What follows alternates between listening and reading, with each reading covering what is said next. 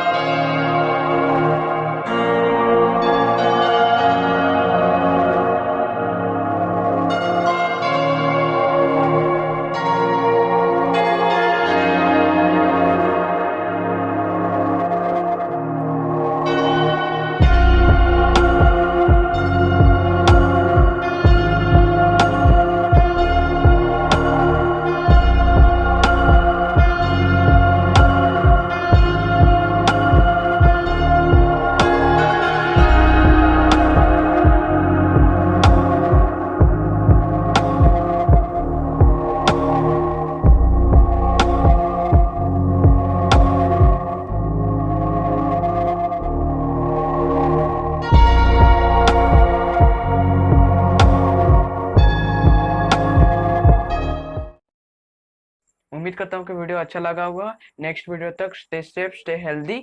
Thanks for watching.